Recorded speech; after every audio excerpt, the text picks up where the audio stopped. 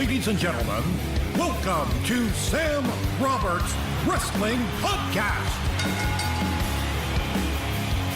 Introducing your host from New York, here is Sam Roberts. Finally in studio with me. Finally. We've done it. EC3 is here. We're here. And we start like that, too. Yeah. I like it, too, because you didn't all right, I'm going to do an open first, and then Yeah, we're right into the mix. Well, yeah, I mean, yeah, like it's like you've never. Here's what we're gonna do. We're gonna talk and record it. It's like there's no. Let's not over prepare. Let's not make this into something it isn't. No. I mean, that's how I've lived my life the whole time, you know. Is that it? Since day one, just show up and maybe something happens. Right. Just see what you're gonna do. Well, first of all, this is what I was thinking about last night. You're bigger now than you've ever been, right? As far as stature, as far as physicality, or as physicality. far as I mean, I know where you are in terms of your career. But in terms of just being yoked the fuck up, you know what I mean? Well, just swole, bro. What was that old Big Show shirt? It was a big all over. That's back when they were trying to stick as many penis innuendos on shirts as they could. And let's just cut the shit right now. Dick jokes rule. Yeah, right off the bat. But I guess I'm pretty yoked. I'm pretty jacked. Like I'm very fortunate right now. I'm very healthy. So yes, it's good. Now, the schedule's good. Are you? Is that what it is? Like the fact that you can work on a decent schedule means you can actually have nutrition and workout time, and it definitely helps a lot. Like even if there's a lot of no time for it, you still try to fit in as much as possible. But if I work 2 or 3 days a weekend, and I have 4 to 5 days at home where I'm sleeping, eating, petting my cats, and training my ass off. It's good. It's good. It's very, very beneficial. Is that what the schedule is now? You kind of work on the weekends, and generally speaking, unless TNA is doing a set of TV tapings or something, you have pretty much the entire work week to just work. Yeah. Fuck out. Yeah. Like for better or worse. And actually sleep 8 hours a night and do it. It's beautiful. That's amazing. New king size bed. I just got a Chevron from a Bed Bath & Beyond, surrounded by this new furniture, so my bed room's actually comfortable. I've grown up and I've just burnt all my old IKEA furniture. That's what I was going to say. You didn't have to build it. No, everything is, it's cool and sleeps good. So. Do you start to feel like a grown-up? In theory. Like you got real furniture. That helped a lot. Yeah. I actually woke up the other day holding my new nightstand like it was my lover in post-coitus holding of this nightstand. I was so happy with it. Yeah, because I think people don't really realize that when you're a wrestler, especially when you don't have that chance to stop, I'm assuming if you were still working a WWE schedule and you had been there from before, there wouldn't have been any time for you to actually become a person because you'd still be on this thing where you don't really know what's going on and you're just working, wrestling, and then all of a sudden it stops and you go, wait a minute. I still got my IKEA furniture here. What is this? I never actually did a life. I have a verified check mark on my Twitter account. I have this IKEA furniture. This is ridiculous. Stuff. Yeah. No, but there's good things and bad things with the schedule because again, the relaxation or the little bit of time in between to we talked about. That kind of cool part of the lifestyle. I like wrestling and I like being on the road and I like being in a car with dudes who stink and shit music's playing and you're rocking out going to the next town. Yeah. I miss that aspect too, so I wish we had more of a balance of that. I work on the weekends and usually, TNA's only running TV lately, so that's 4 or 5 days a month in a row. And then is that weird to you? When you find out TNA is just doing TV, so it's just all we do is we don't do pay-per-views. I mean the one night onlys, but we don't do pay-per-views that we lead up to, and no more house shows. Well, we do pay-per-views. We got 2. Oh, okay. I don't know when this is gonna drop, yo. But let's just plug Slammiversary June 12th while I'm here. There it is. It'll be on pay-per-view. Right. But as far as the live events, go on. Right. Yeah, because I would think that not only just in terms of payday or whatever, but just in terms of being a wrestler, that's what you do TVs so you can do the house shows and lead up to a pay-per-view every month. And there's this thing that wrestling has become that TNA kind of went in a totally different direction from. Well, circumstances dictate we're a TV company right now. I mean, personally, if I'm going to be the guy there or leading the charge somewhat, I want to be on the road and I want to be bringing the product to as many people as possible. But we also need to be smart with the way we do it and probably make sure when we do travel, people show up. So that's above my pay grade to figure that out. I have ideas and they're very open to listening ideas, but I don't think that's the priority right now. The priority is making great television. Right, and becoming as profitable as possible. That would help. So they could use the money to Being in the black is a good thing for a business, allegedly. Yeah, that's what you hear. I mean, who knows? Who really knows for sure? So how do you end up? Because before you got to TNA, you were in WWE, but you weren't really doing anything except the NXT show way before NXT was like cool and hip and everyone loved it. It was like NXT was this, because I used to watch NXT because I could tell it was this weird show that I felt like The Office like wasn't watching. Yep. And so they just did whatever. and nobody, including you guys that were on TV, ever really knew what was going on. It was kind of just throwing shit against the wall and seeing what stuck. Right. It was more controlled when it was in that seasonal. Like, first off, when it was on TV, seasons 1, 2, and I think it was 4 weeks of season 3 with the divas, or excuse me, the women. Right. I prefer that anyways. I like calling them women. Right. Although I don't know what you do with the show Total Divas. Is it called Total Women now? Yeah. Again, no, they're going to call it Little Women. Little. Yeah. Hell of a movie. That was a movie, right? Yeah, it was. But, I think it was a book too, but let's stick with the movie. It's easier. I feel like it was more controlled and I don't want to say structured, but they paid more attention to it when it was the competition. But it was show? On television. And then season 4 was the one where I showed up, and we were just by that time it was kind of written off as a joke, and they had international TV requirements to film it, so we were on the internet. Right. Oh yeah, because it was a Hulu show then. Yeah. Was it? Yeah, it was Hulu. Yeah. So like they kind of, in theory, maybe didn't pay as much attention, but in hindsight, that was a great thing because we got to do some cool, fun, wacky stuff. And, one thing I could take from that is a plethora, I like big words, right, of experience improvising in front of a live crowd. So yeah, because you really wouldn't get the chance to improv in front of a crowd on like a Raw or SmackDown. I don't know. I never really saw that. So who knows? But yeah, you're right. There's definitely a lot more leeway to just kind of wing it. And when you're on TV and you're doing the NXT TV show, are you thinking to yourself, it's just a matter of time before I'm there on Raw and SmackDown, or do you kind of know, you're like, I don't know that anybody knows what's going on here? Am I? You're kind of hoping, especially if you're feeling like you're doing is succeeding beyond the expectations of nothing. Right. So I mean, in theory, like doing the stuff with Daniel Bryan was awesome and fun, and anyone that actually watched it, there's a soft spot in their hearts for it because it was entertaining. It was two goofballs goofing off, and kind of reminiscent of, I guess, Edge and Christian and Angle humor from Attitude Era. So. And you're like, I don't know, I never thought, but yeah, chicks in America. That's what it's all about. That's a money idea, and I didn't trademark it so you guys can have it. Just someone take it and make some money with it. Right. But so we're doing that, and we're like, man, if this just was actually on TV, I think people would really be into it. Right. And there would be, we'd be made, but it just was always to a niche, small audience that never really made it. So yeah. Yeah.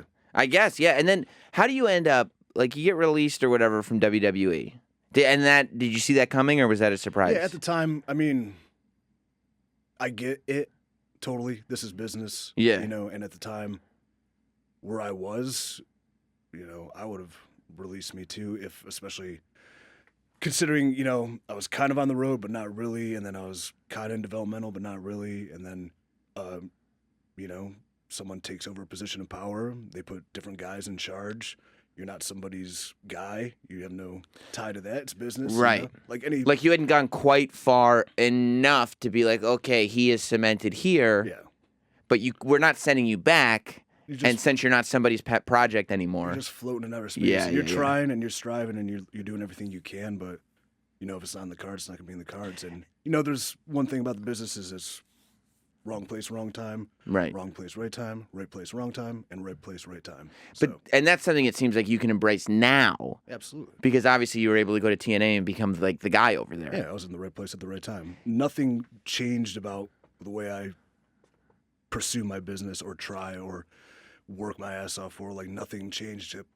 Just the opportunity changed. Yeah. Now, how does that end up happening? Because from the time you went to TNA, yeah, like you come in as EC3, and it's obviously a prominent character. Maybe, I don't know if you could say you're the guy as soon as you get there, but it's pretty much a main event thing. It's something that's going to have legs regardless. And Right. It's something, again, just like what probably causes me to get released, new position of power. Somebody comes in, is taking over, putting their guys in charge.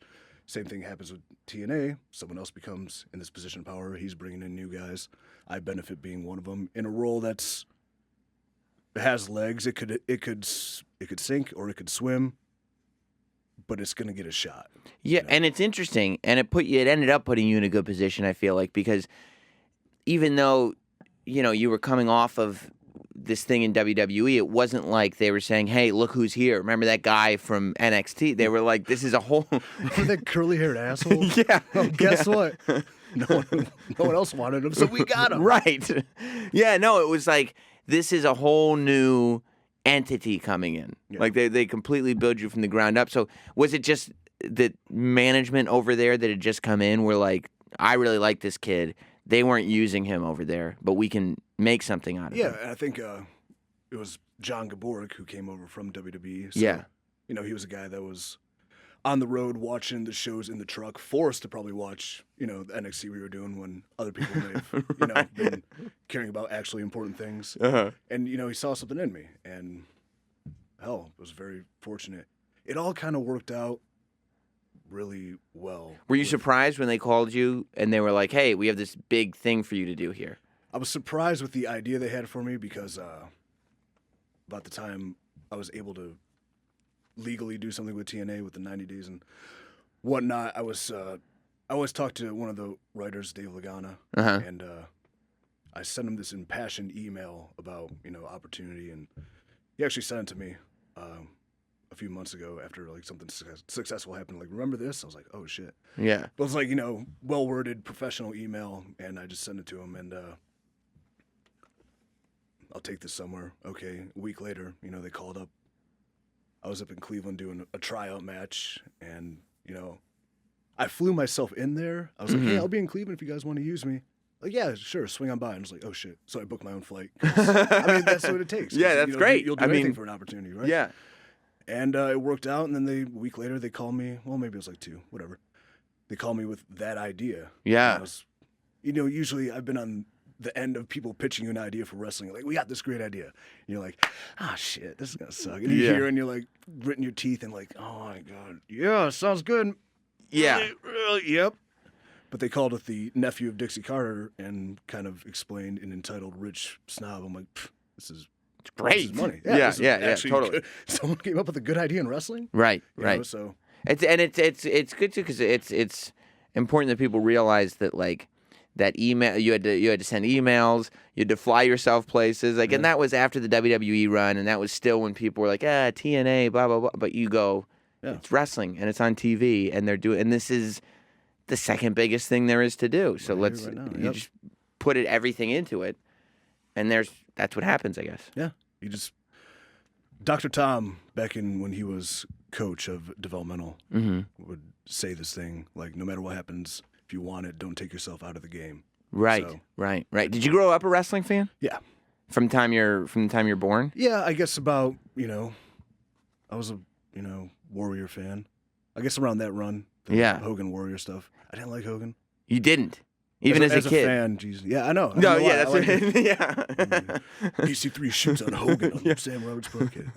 No, I liked Warrior because he was just freaking insane. He was jacked and crazy. But as a kid, did it confuse you when he kept disappearing? Like that was it. There was no consistency with him. Yeah, Hogan was always there. I think that's why. Maybe I didn't seen the act. I don't know. I also kind of got with the antagonist too. So right, like I like Rude. I liked Mr. Perfect. I like those guys. You like bad guys even as a kid. Yeah. That usually doesn't. That didn't click for me until way later when I was like, oh, it's cool to like bad guys. Yeah. No, now you got to be a cool heel, right? Yeah. Right, internet. So then, did you start working out then too? I started working out maybe in like the 96, 97 area. I was maybe not as big as a wrestling fan until maybe Poppin' Attitude Era and the Monday Night Wars came back, and I was back into it probably, and I was like 13, 14 years old. So, ironically enough, I started working out after I read Foley's book, which was not the prototypical workout guy by any stretch. Yeah. But I was like, well, I'm like infatuated with the story, like what a tale. I want to do this. What did he do? Okay, I can't jump off my roof. I can't drop an elbow on the concrete every night. I can't take these bumps. I guess I'll be like the other guys he described. And I'll just work out instead. Right.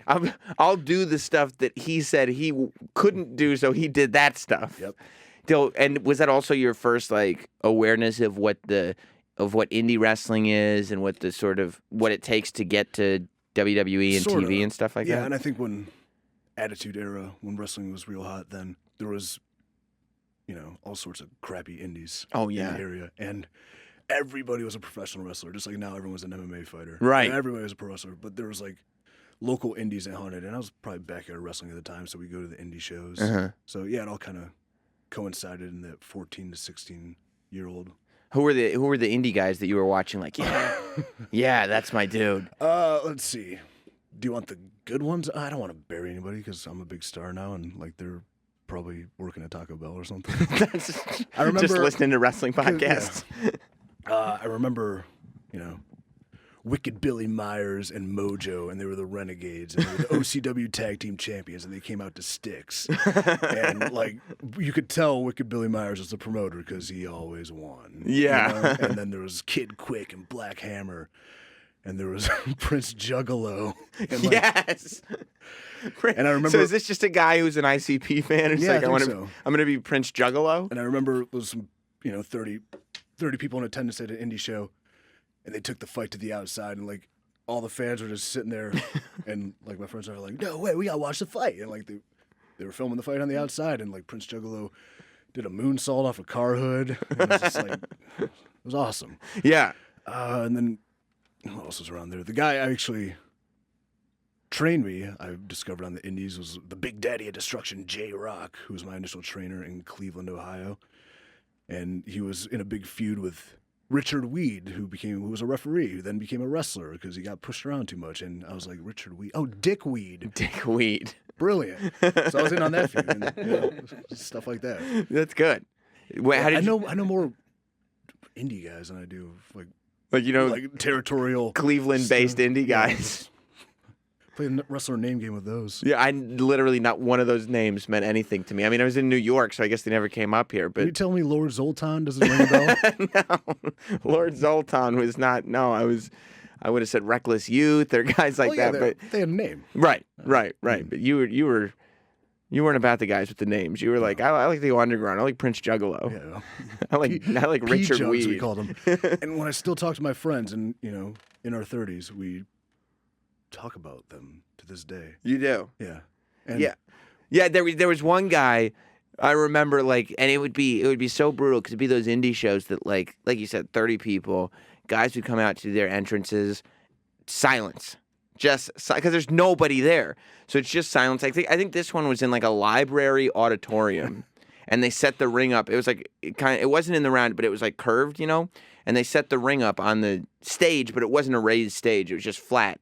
And so they were just like kind of auditorium type stadium seating raised around it. So you just have to come through the auditorium and walk down the stairs to get to the ring.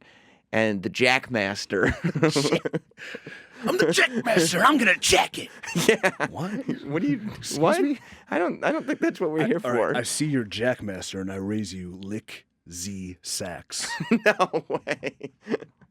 Lick Z Sax Lick Z Sax. That's the people weren't. I guess back then though, that was like the mid to late 90s, and there was this thing that maybe WWE could use a Lick Z Sax. Yeah. That wouldn't be that crazy to If have. not, maybe WCW. If not, ECW. Like Lick Z Sax wasn't afraid to bleed. Right. I'll tell you that much.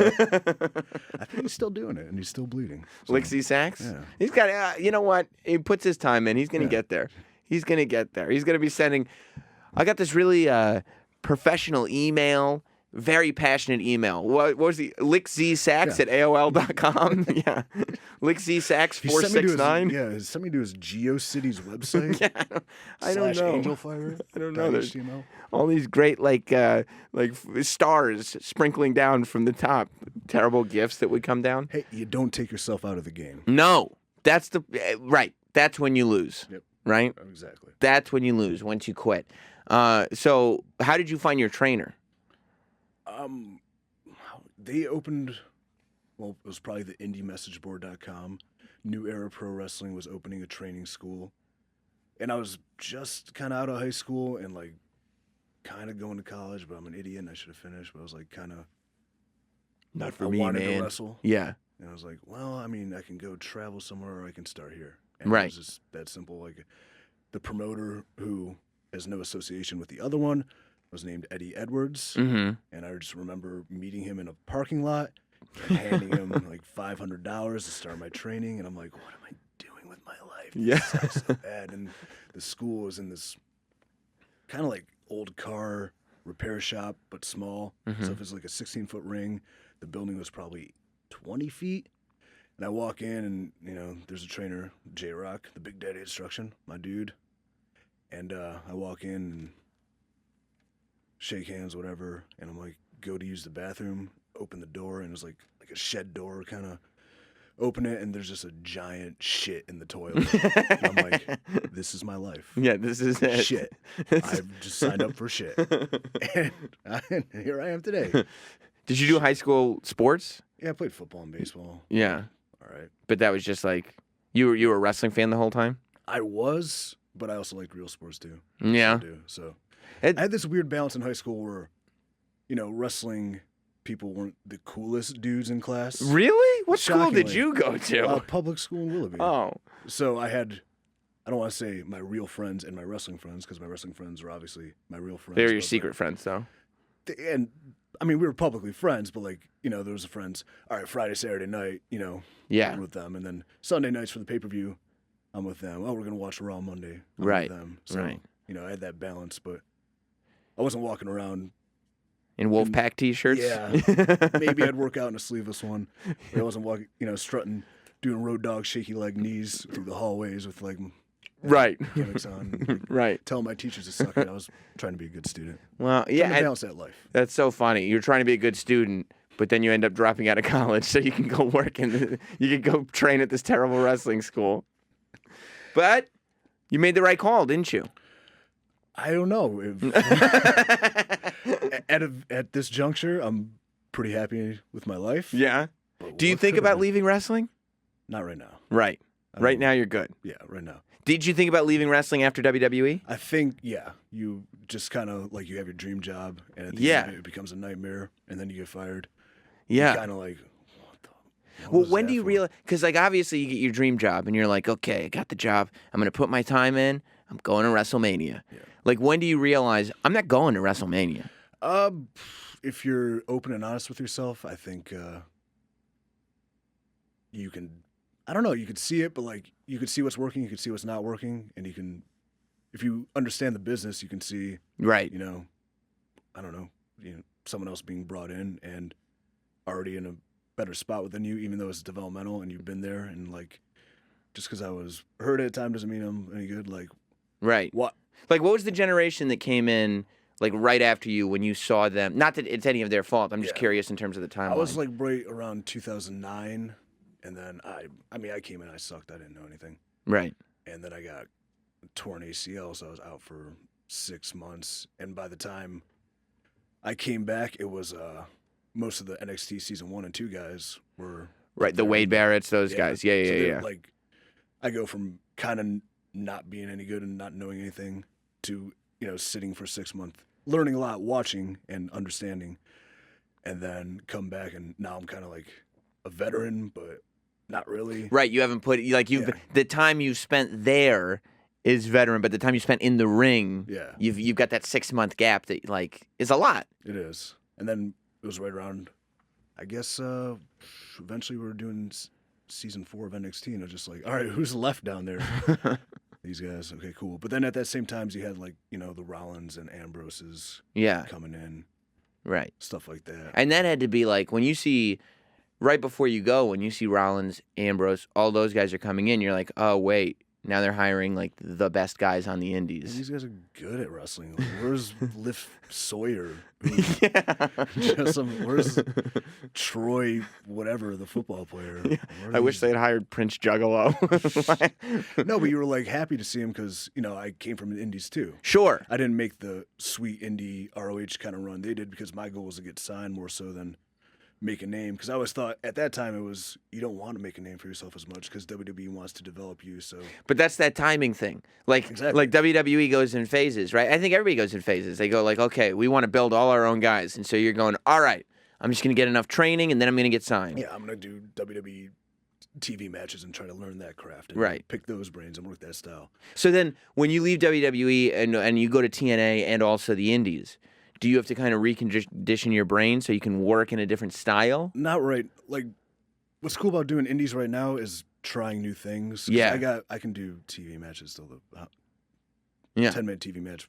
Like, I got the ideas for that, and I can, a 20-minute like good built-up match. Right. I know how to do that, but like, as far as maybe working the fans that are, I guess I don't want to say the smart marks, but that like that style, the internet, Yeah. shit we're talking about. Yeah. It's cool to get in there with guys that maybe do it a little bit that I don't get a chance to work with in TV matches and experiment. And play Like what around. guys? Like, just last night I was at House of Glory and Chris Dickinson Yes. was a guy, and he's like good, solid hand, and he gets it. Yeah. But like, a guy like that, I don't know, these Northeast guys. Yeah. Anybody from like that's working Evolve, that's Right. Like I get to work with Gargano. Yeah. I do the work with the Young Bucks, those guys. Uh-huh. That was cool because we all get it, Yeah. but we're all different. Yeah. But we all know we're different, and we all make it work. Like, And those are all guys too that are like, there is this world of wrestling that isn't TV matches. Yeah. Like that they are making a living doing just that. making a living super kicking people. Yeah. And that's cool. No, but that's a lot of fun too because I don't want to say we're contrasting styles because wrestling's wrestling, but Yeah. two different styles that can get together and work each other's styles, and then it's fun because I don't get to do, they gotta do this shit, cool. Then something big, Yeah. because you don't do that on TV so much if you're working a guy same size. So it's cool to go get around it. It's cool to do unique and different things, which, again, too, if you're only working for one place at one time and traveling the road doing house shows the same match every night, you're not going to get out there and get real weird and different. Yeah, totally. For better or worse, even if I suck at it, like I'm learning, I'm doing it. When you showed up, I mean, when you showed up to TNA in this spot that we were talking about, do you have this attitude of I'm going to prove people wrong that didn't want to put me in this spot, or did you have to rebuild your confidence? No, I was 100% ready to fuck everybody. Yeah. Suck my asshole. Yeah. You pieces of shit. Right. I will take this entire fist and put it right up your fucking poop chute. I will tickle your heart. I will rip your brain out. I will punt it. Like, that's the mentality. And it's a good mentality to have. Yeah. Regardless of what happens where you go. Like, having angst and, I guess, a vendetta and motive makes you. If that motivates you, cool. Your goal is to be the guy that you missed out on. Yeah. Yeah. My goal is to be the guy wherever I'm at. Right. And like, I mean, it's a different time frame, so it's not going to be, my goal isn't to be a billionaire from wrestling or anything like that, but like, for as long as I'm doing this exceptional, I want a guy that's doing exceptional work and that's at the top. What was it like to work with Dixie Carter creatively? Because obviously you, probably more than anyone. I mean, at that time, I guess Bubba too, but like, you were everywhere with her on TV. Yeah. So what was it like to work with her? It was interesting because, I mean, she's a real heat magnet at the time. Yeah. When she was working as a heel, and I guess still today. No, but like, it was very, I don't know what the word is. I don't want to say humbling, but I mean, this is the boss. And you're working in a creative aspect. And then after just, I guess, a couple of weeks or a couple of months, they have faith in you to execute things creatively, and they know you have a mind for it. And then she's asking, what do you think about this, this, and this? And you're like, well, really? This is what I think. And they're, asking your advice, and that's pretty cool. So, Right. And it's good to be able to, I'd assume the boss of a wrestling company has a lot of things to do, so they might not be able to see everything at all times. But if they're involved in your segments, they're seeing your work. Yeah. They can appreciate your work, and then therefore say, his work's good. This is where he's going. Yeah. So, Yeah. definitely a benefit. When so obviously that storyline revolved around you and Bubba. when Bubba, like when guys like Bubba and Joe Yeah. leave TNA, who are these kind of established guys, do you look at that like, uh-oh, this isn't great? Or do you look at that like, great, that's my spot then? There's a couple ways to look at it, but before I get there, I guess one thing about Bubba was that was a guy who, a locker room leader and a veteran Yes. of forever. Makes you earn it, but once you earn his respect, you get that thumbs up from him, you're good to go. And so working with him was awesome in that retrospect, that I can prove myself to guys like that if they can sign off on me. We're cool. And as far as guys leaving, I mean, I think we make a huge deal out of people leaving places and trying something different. I'm all for, when you do something for a long time, sometimes you want a new challenge, sometimes you want to change.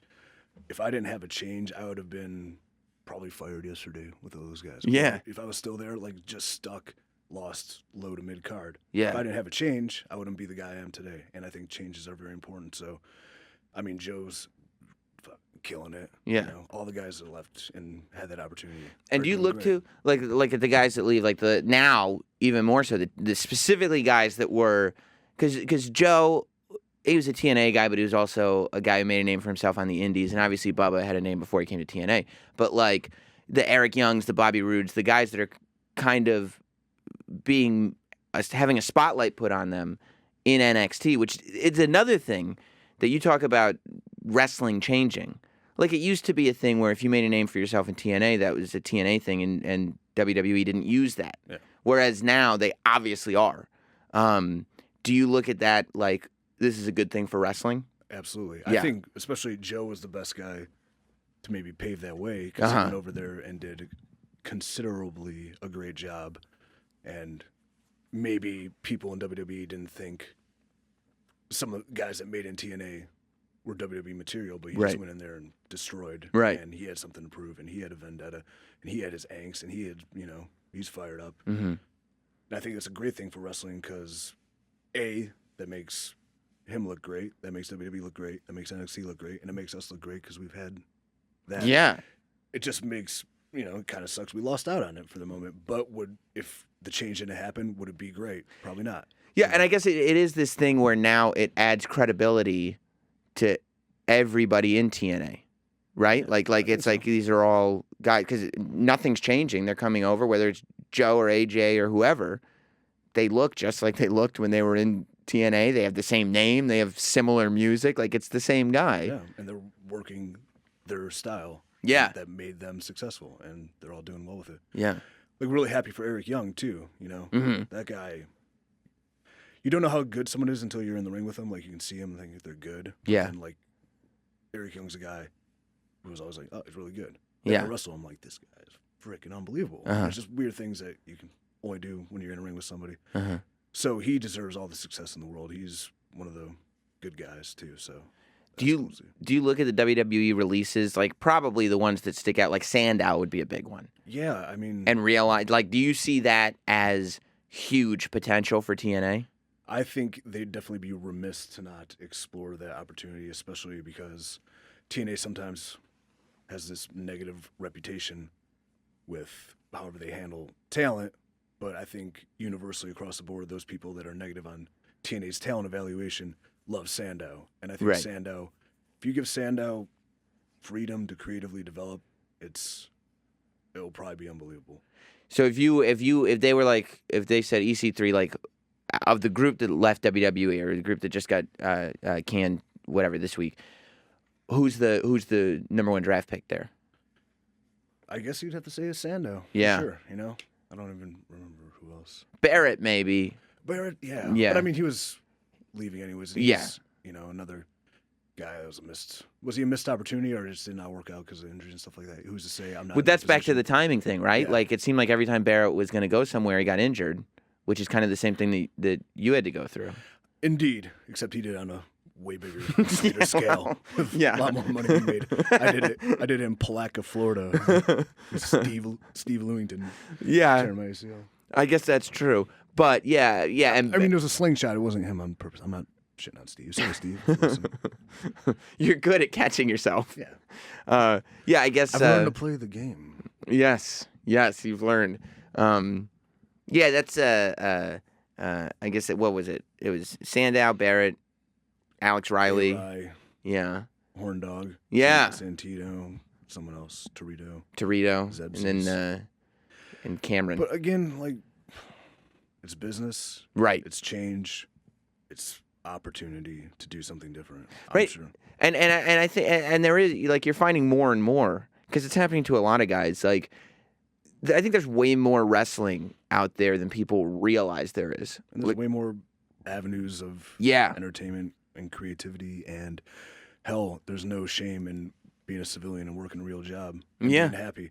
I'd much rather not be stuck in the mud, lost in a shuffle, endlessly grinding my gears for no reason, than to be free to try something, Right. do something. Right. you know? Right. And that's something you don't learn until it actually happens. Yeah. Because you'd be like, I'll grind my gears forever for you, boss. What? Okay. Yeah. But there is a freedom in that, and Yeah, I guess you have to be one step removed from it, right? To realize that, wait a minute, there is this kind of positive shine on it where I can. after the nightmares end for a couple weeks, Uh-huh. and you're bashing your head against the wall and just pounding Jack Daniels, and you kind of shake it off, and you're like, I'm better than this, and I'm better than that, and yeah, I can do anything in the world, Yeah. besides surgery. Right. That takes some training. Yeah. Yeah. With you, how did you react? Because you were the top bad guy in TNA for a while and doing an extremely good job, right? And it was obviously working. I wouldn't say that. Yeah, you're damn right. How do you react when they're like, okay, you're gonna be a good guy now? I react to, I guess I don't want to say because this is not the comparison, but Seinfeld wanted to end on top, Right. Like he didn't want to, like he wanted the stuff left in the tank, Right. Because you wanted to go down as legendary. I looked at it first off as an opportunity to change what I'm doing, try something different, which I'm always for. And I'm like, I've ran it this far, and there's still a lot of legs left with it, but why not? I was totally cool with it, and we were in the position where they needed a guy to be sort of a hero in a sense, and like, well, how do we turn a giant dick bag into a hero? Right. And I think we did the best we could. We'll name him Richard Bag, and nobody will remember that he was a dick bag. Yeah, and it's just an opportunity, a welcomed opportunity, and I think my most important thing with it, and I've kind of derived from it, so I got to be careful with it, was not losing what the character was that got it to where it was. Right. Because even though I was the villain, in a sense, people were starting to cheer me anyways because they were enjoying it. So it was time to probably pull the switch. But why were they cheering? Because it was entertaining to them. They enjoyed the antics. They enjoyed the dick baggery. So you just turn the dick baggery to people they don't like. But I think you got to stay true to the character. Like, I didn't want to come in and be white meat and corny. Yeah, totally. And I've did a couple corny things, and I'll do a couple more. But at the end of the day, What'd you do that you thought was corny? I did a Three Stooges joke that was corny, You but I don't like loved it that? because, like, Oh, you the did? Shemp, I had to drop a Shemp reference. And it was also another thing with the TNA TV schedules. If we're doing 5 days in a row and like 6 or 7 shows, sometimes you're doing 2 shows in one day, and you have 6 promos and 2 matches, and like a lot's going through your mind. So Yeah. I guess the corniness was a fallback to, like, I don't know. I'm walking out here with a live microphone. I have no idea what we're saying. I know where we're going. I'm just gonna wing it, and We'll see where we go. Kind of corny in real life, so you just all right. I just gonna say this, and looking back on it, I mean, it's whatever. It's a forgettable segment, but I'm that critical of the things I do, where I'd be like, It's a good thing. it's a little corny. Yeah. And then in the future weeks, I'll do some. I think I do something corny. I think I do this week. I don't know when this airs, but like a thumb in the butt joke. And then in a couple weeks, I do like a kick the bucket joke that was like, that's the worst thing I've ever said. How can I say that as a babyface? And then I have to turn it into something. I don't know. So try not to be corny, which I'm obviously doing a terrible job of. Right. Bringing it up. But you're aware of it. That's the point. Self-awareness. Self-awareness is key. Now, Jinx. do you spend any time? Do you worry about? Because obviously all the internet, every other day, there's another person who's buying TNA. There's the Bruise Brothers, and then it was Ring of Honor, and then Ring of Honor was going to buy TNA? they said Sinclair was buying TNA. They said the internet said if Dixie would give up her creative control, Ring of Honor is buying TNA. Hey, man. The internet's been saying things about that place since before I walked in. Right. And as far as I know, at the end of the day, everything's been kosher and straight with me. And, you know, I don't know what goes on behind closed doors. I don't know what's popping in the office in Nashville. You'd think I would if there was something like big on the horizon. Yeah. But A, maybe they keep it close to them because people like to talk to the internet. Or B, maybe the internet just makes shit up too. Right. Everything's speculative. I Right. don't know. So, like, I turned that off, that filter, a while ago. Yeah, is that the key to survival? To just not, especially in a place like TNA where, you know, every 2 weeks there's a rumor about it either signing the deal of a lifetime or closing its doors forever. You know what I mean? Like one. for years, by the way, this has been going on. The way I've looked at it, especially because it's been getting hammered home, is I can only do the best with the opportunity they give me, and they give me a golden opportunity Right. pretty much every week Right. to wrestle and talk and entertain and, you know, wear sexy little underwear with bedazzled. I mean, yeah, that's the key, That's right? the key, just, you know, really- Bedazzled. That's exactly what I was thinking when you said, even though I'm a good guy now, I have to stay true to what the character was. I'm like, yeah, rhinestones. Rhinestone. 100%. Yeah. That's it. Yeah. Dick Baggery and Dick rhinestones. Baggery and rhinestones. Yeah, so, like, I get paid to pro wrestle, and that's my dream job, and it's freaking awesome, and I get paid well. And Yeah. I have no complaints. All I can do is the best I can do with what I got, and what I got is what they give me. Do you have anything in mind? You proud of yourself on that That's one? pretty good. Do you have anything in mind for like what you would do if you weren't wrestling, whether you were injured or just got fed up with it? Right now, I don't know, maybe creative avenues in the realm of acting. I Yeah. don't think I'm Daniel Day-Lewis by any stretch of the imagination, but I can be like a B-level Ben Affleck. You think Yeah. so? I can be Mallrats Ben Affleck. Yeah, you know? except like you'd have to like you're a giant man. I am a little big. You know what I mean? Yeah. Like you'd be Ben Affleck, except like, you know, in Mallrats, Ben Affleck throws whatever Jason Lee up against the wall, whereas if an actor who looked like you did that, like the wall would have to crush and you'd be Right. destroying this guy. Well, maybe I'll get less yoked. Yeah. Maybe drop 10 and go for more for the Hollywood physique. Think more Men's Health instead of Flex magazine. Oh my God! But until then, we're staying flex, right? Well, yeah, in various levels of flexing. That's It's it. kind of been my motto since I worked out the first time. Yeah, just get Straight flexing. yoked up. Just like chicks dig swole dudes. You know what I mean? Do they? I don't think know if- so. I don't know if I'm like. There's a woman in the room. Yeah. Do chicks dig swole dudes? You can shake your head yes or no. She shrugged her shoulders like, ah, Indifference. I Yeah. don't know. Like, but I don't know. I'm at this. I can't get any bigger without doing horrible things to my body. So this is This is your sign. sign. Do you? And how do you do it? Do you have a severe nutrition regimen and all this stuff? I used to, and I had worse results. So I've kind of gotten away with it, and I've eaten more bad things, as long as it's post when I work out, and I've had better success with gaining yokedness. How often do you work out? 4 or 5 days a week with weights. I also Okay. have, I go to top secret, sweet ass wrestler gym, Hard Knock South. Yeah. Shout out. And Rob McIntyre's down there, and he's a freaking genius with weights and humor and everything in between and creativity, but mostly, weights. and Weights, muscles. yeah, And that's a the specialty. man knows his muscles. And you're just training like a beast in there. Yes. And then what do you eat then? Meat, dude. Just a lot of meat. Meat bone. How much do you have to eat? The caloric intake must be insane. I don't know. I don't count the calories as much. Uh-huh. I'll- How many Do you meals? want me to give you a daily? Give me. Okay. Because let's do it. I follow The Rock, All right. Well, and what eats- he eats. I don't think there's a cod left in the ocean. The way that guy eats. What's the Rock's new diet? 9,000 bowls of oatmeal and 800 cod with their scales on them. Like, Yeah. What? He's like, you could do it too. And it's like, Rock, you eat $10,000 worth of food every day.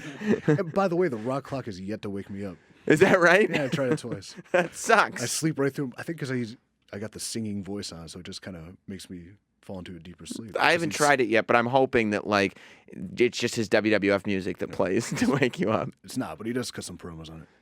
What a brand and what a genius. He's the man. the man. He is one of the great human beings of all time. Seems like it. The Rock? Anytime I met him in brief passings, it was like he knew me. And Yeah. He was happy to see me. And I'm like, I'm just a shitty fucking dude. What you don't know me, but I appreciate it. It's so weird too that he's figured out. The Rock has figured out a way to just wield this kind of I don't know what the word is. This kind of power that he has, right? Like, Yes. like you just look at The Rock as he tweeted him happy birthday, and he tweeted me back.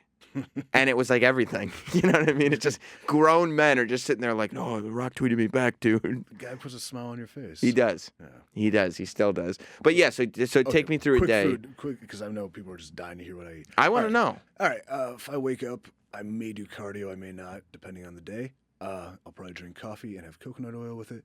Maybe an hour and a half later, I'll have 2 grass-fed beef patties. Maybe an hour and a half to 2 hours after that, I will have a scoop of protein and some MCT or coconut oil, and then I'll go work out and train hard.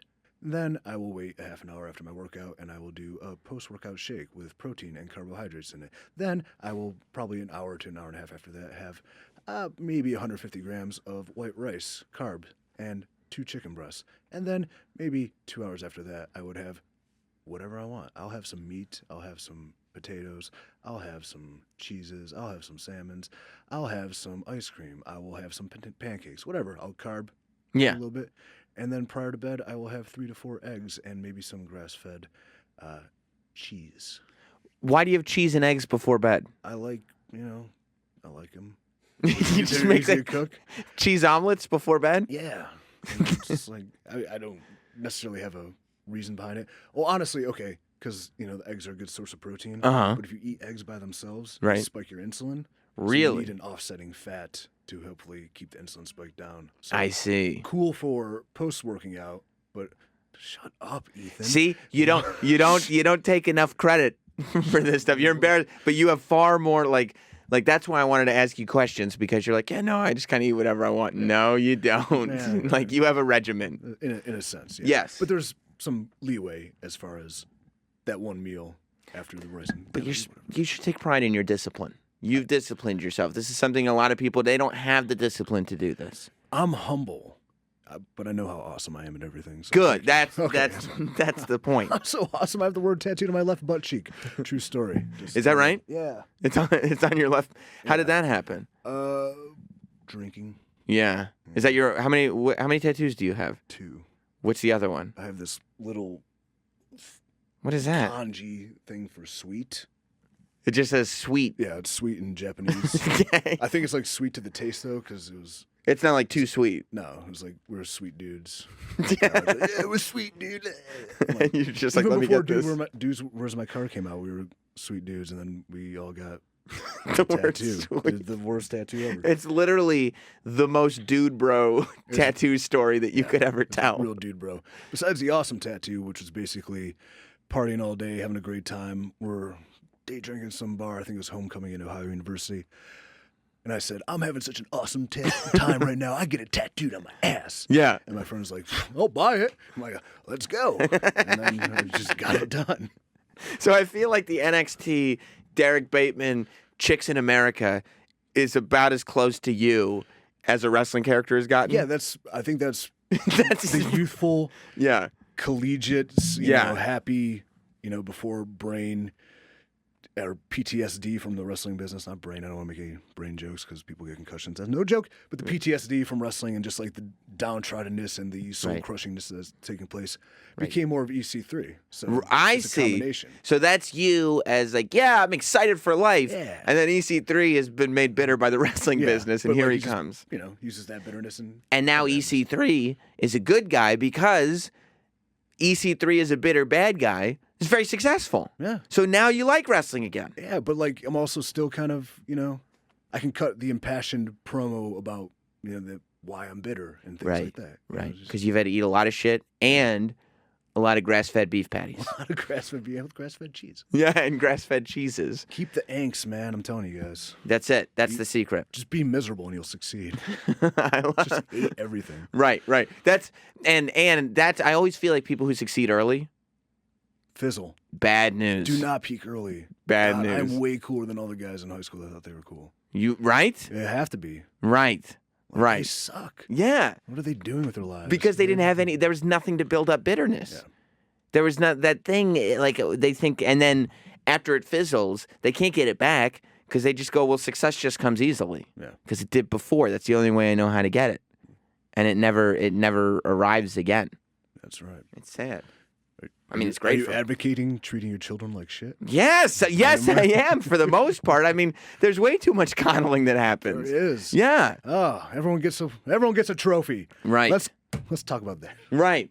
I worked at a trophy store when I was in high school, and all I think about now is how much more busy I would be if I was still working there. Cuz just the trophy manufacturing business. That's probably who started this whole thing. If everybody getting pat on the head. If Hallmark invented Sweetest Day, Yeah. the trophy company said everybody deserves a win. I also there's two things I appreciate about you that we haven't even touched on. Number 1, you put me on a t-shirt. I did. There was a t-shirt that you made. By the way, no royalties. I don't think I get paid for it. Yeah, you haven't gotten any royalties, so I can't. You made a T-shirt with fans in the background. Yeah, the You Can't Wrestle shirt. And I was one of the faces on it. But the other thing, and I don't even know if anybody gets this, I'm assuming that your Twitter name, Cool Ethan. Yeah, Slackers. Yes, is that not one of the Yeah. great movies of all time? Yeah, I haven't seen it in a while to be quoting it, but I remember it from the younger days. Yeah. It came out 90. So I think I 2001? found it on DVD in the very early 2000s. Yeah. Yeah. But when I was getting a hold of you for this, I went to my direct messages on Twitter and they were saved. Yeah. That was the last thing we talked about. Cool Ethan and Slackers. I'm like, yeah, cool. My friends have a nickname for me, Cool Ethan. Nobody calls him that. It's what's it, Jason Schwartzman. Yeah. Yeah, and he's playing this dork with a unibrow who's like a psychopath. Kind of played that a lot. Yeah, well, he makes it work. Ridgemore or Rushmore. Rushmore. Yeah, he makes it work. You make, stuck up, rich asshole dickbag work. Yep. He makes psychotic, kind of nerdy guy who's gotten pushed around a lot work. Everybody needs to find their niche in life. Yeah, there's no problem with being a niche player. Well, cool, Ethan. I'm glad you finally came through, Me too. and I'm glad we made this work. It worked out pretty well. Is there any TNA stuff or anything that we should be promoting? Yeah, Pop yeah, TV? Pop TV every Tuesday at 9. I think the replay's 11:30 on a Saturday now. Watch it. Support wrestling. It's a good show. I think since we moved over to Pop, creatively, it's been really good. A lot of guys, we talked about people leaving and capturing their opportunities. And by the way, a lot you've hired. We should, because it's kind of a negative thing to talk. A lot of new people have popped up in TNA. Pepper Parks just showed up, right? By the time this plays, he should show up. Cherry. Yeah. We'll have new names. I don't know.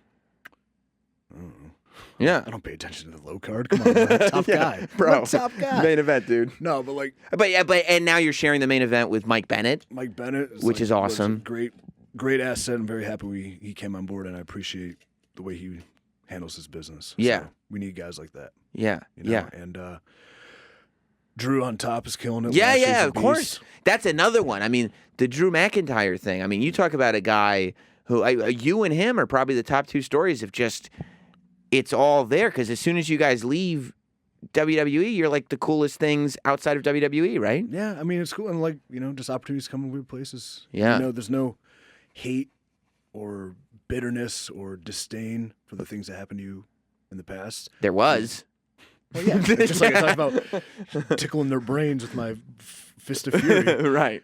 But that's in theory. This is in reality. Like anything that happens to you is what makes you. Right. You Right. fucking take those challenges, and if you hold on to the angst, it's good. Even if I went back and wrestled and made $1 billion and was the global champion of every wrestling promotion ever and featured on every wrestling pay-per-view at the top of the card, I'd still have bitterness and angst. Totally. Because it just made me who I am. Yeah. But as far as TNA, a lot of opportunities are present because I don't want to discredit anybody. Totally. A lot of people are getting the opportunity to shine, which is a great thing, and great work is being done. I think creatively there's some good stuff. Yeah, how's Billy Corgan? He's a rock star. Yeah. Well, yeah, I know that. He's in Smashing cool. Pumpkins. He's cool. I'm Billy Corgan. So Yeah. I'm Homer Simpson smiling politely. he's cool, and what's cool about him is a unique perspective to wrestling that may translate to outside of the wrestling bubble. So there's Yes. some stuff like that. Yes. And I think he's responsible for a lot of the newer things taking place, like a decay. Yeah. Of that nature.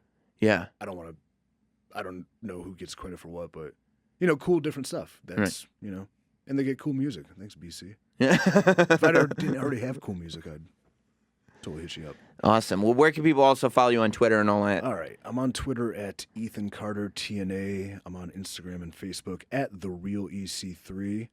The number, not the word. EC3, the real EC3. What else? I think I have Snapchat now. Hey. At the real EC3 as well. Snapping. We should probably snap it up. Oh, you gotta, whatever. I'm around. I'm on the internet. Well, you can find him. It's hard to miss him at this point. Yeah. He's a big yoked up dude in the rhinestones. Like, C-list celebrity, man. I don't know. Am I C-list or D-list? I don't know. I'd give you, you know what? You're a main event dude. I can give you C-list. Yeah, I'm definitely a top guy. You know what I mean? You're a top guy in wrestling? C-list celebrity. There it is. Works for me. There it is. Thank you, Ethan Carter III, for stopping by, man. Thank you. Hey, it's Sam Roberts. I hope you enjoyed that wrestling interview from Sam Roberts Wrestling Podcast. You can go to notsam.com to subscribe to that podcast. But I upload videos like that on this YouTube channel all the time. So if you don't already subscribe now. It's on the side of the page. I made it real easy. Click the button. Subscribe to the page. Subscribe to the page.